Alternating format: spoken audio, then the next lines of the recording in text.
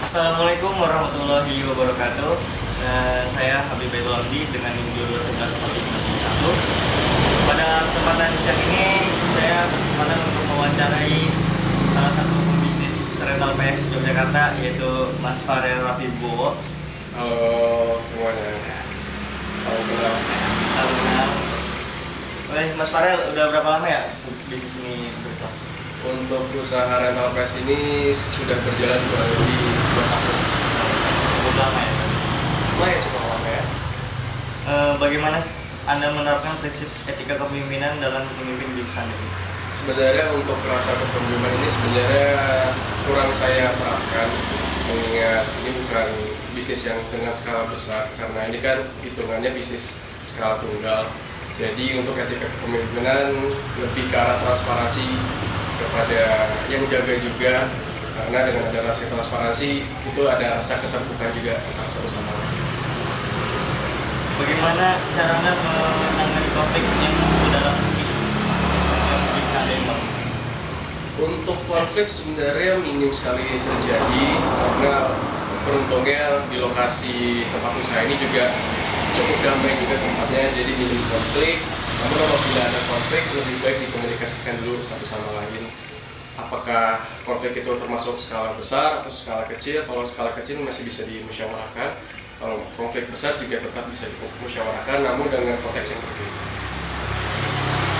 Apa sih strategi utama yang Anda gunakan dalam manajemen konflik tersebut? Untuk strategi dalam manajemen konflik sebenarnya lebih ke arah gimana caranya kita sebagai pemilik usaha itu melakukan monitoring, dan itu mencakup ke semua aspek, karena terlebih untuk usaha PS ini kan untuk manajemen konflik ini kan sebenarnya lebih permasalahan utama itu lebih ke maintenance. Jadi gimana caranya pemilik usaha ini bisa tetap menjaga barangnya supaya dapat bisa dinikmati oleh para pengunjung dengan baik. Bagaimana sih proses pengambilan keputusan yang Anda lakukan dalam menghadapi suatu situasi kritis yang berdampak pada keberlangsungan bisnis? Ini lebih masuk ke teknik pengambilan keputusan, di mana ketika seorang pemilik usaha di tengah-tengah suatu situasi yang urgensi banget, jadi yang harus dilakukan, kita harus mengetahui mana sih titik yang lebih penting. Ketika sudah mendapatkan titik yang sudah lebih pentingnya, itu akan menjadi satu titik kemudahan ketika menghadapi suatu permasalahan. Bagaimana Anda memastikan koordinasi yang efektif dalam organisasi untuk mencapai tujuan bisnis yang telah diterapkan? Tujuannya balik lagi lebih ke arah bagaimana kelancaran komunikasi kita satu sama lain. Apabila komunikasinya dapat berjalan satu sama lain, untuk kedepannya saya rasa akan berjalan dengan semestinya. Apa bentuk laporan pertanggungjawaban yang Anda gunakan untuk memantau dan melakukan kinerja organisasi? Laporan kinerja dilihat dari, karena kan saya kan termasuk yang belum lama juga, maksudnya usaha yang belum bisa dibilang lama kan belum lebih dari 5 tahun. Jadi untuk monitoring yang saya lakukan, dimana saya mengevaluasi setiap kinerja yang jaga gitu.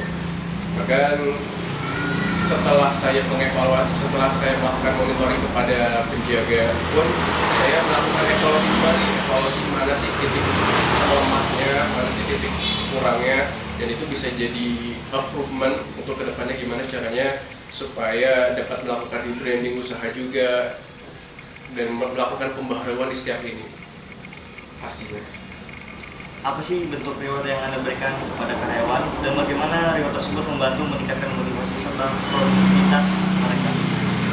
Untuk reward ya kita lebih ke money oriented aja. Jadi kalau untuk reward tuh lebih sering dikasihnya tuh orang yang jaga malam, karena jaga malam kan ya bentuk transisi dari gelap ke pagi lagi, jadi kasihan juga gitu. Kadang kan kita juga kan kalau menjaga kan harus mirroring juga. Kalau kita ada di posisi penjaga juga kan kadang ngerasa metabolisme tubuh tuh mengurang, sudah tidak sebaik yang dijaga pada saat perang kali. Jadi rewardnya dalam bentuk ya mungkin uang lembur kali ya. Bagaimana cara Anda menangani kesalahan atau pelanggaran yang terjadi di organisasi? Sejauh ini masih belum ada terjadi kesalahan antara saya maupun yang jaga, karena balik lagi ketika kita bisa menjaga komunikasi dengan baik, seberat apapun masalahnya pasti bakal tetap bisa dibicarakan. Mengingat beruntungnya sejauh ini saya juga masih diberikan rezeki dengan mendapatkan yang jaga tuh orangnya berkah, gitu. Maksudnya amanah gitu. Jadi belum ada konflik. Tapi apa sih yang Anda lakukan atau punishment yang Anda berikan terhadap karyawan yang melakukan pelanggaran berat atau ringan? Sebenarnya punishmentnya nggak ada. Sebenarnya saya tuh suka ngajak main PS berdua kan sama yang jaga. Nah taruhan ya yang kalah itu potong gaji. Wah, lumayan juga ya. Bagaimana Anda menciptakan visi dan misi yang mampu menginspirasi tim untuk bekerja sama mencapai tujuan bisnis? Visi misi sebenarnya nggak ada, karena yang tadi saya bilang, karena ini skala usahanya bukan skala usaha yang besar. Yang penting ada goalsnya aja, ada goals ataupun tujuan.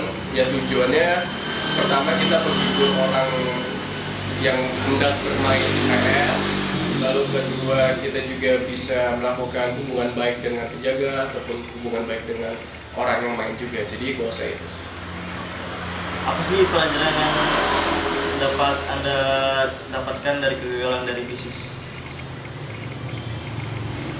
Transparansi, karena ya transparansi tidak dilakukan sesama mitra bisnis, namun transparansi bisa dilakukan dari orang-orang dari pihak internal yang jaga, ya kayak contohnya pemilik usaha dengan karyawan, itu juga bisa salah satu hal yang harus dilakukan dalam bentuk transparansi.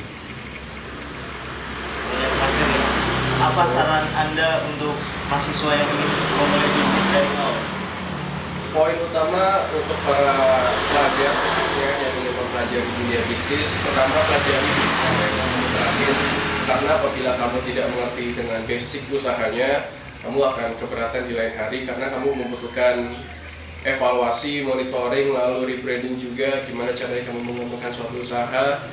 Terus pelajari juga inti pokok dari usaha bisnis yang kamu terapin. Kalau kamu mau usaha makanan, kamu harus mengerti bahan bakunya, lalu kamu pengemasan bahan baku gimana, cara pengawetan bahan baku gimana. Kalau misalkan usaha kamu dalam bentuk bahan baku yang mentah, maksudnya tidak perlu diolah, itu kamu harus mengerti bagaimana cara maintenance alatnya, ataupun jadi segala jenis usaha itu setidaknya basicnya harus diketahui. Dan kedua, kamu buka usaha sesuai dengan market, karena apabila kalau tidak ada market, ya siapa yang mau beli? Iya juga sih. Mungkin itu pertanyaan-pertanyaan yang bisa saya tanyakan kepada Mas Farel. Sebelumnya terima kasih sudah meluangkan waktunya biar saya bisa mencari. Mohon maaf jika ada salah kata. Wassalamualaikum warahmatullahi wabarakatuh.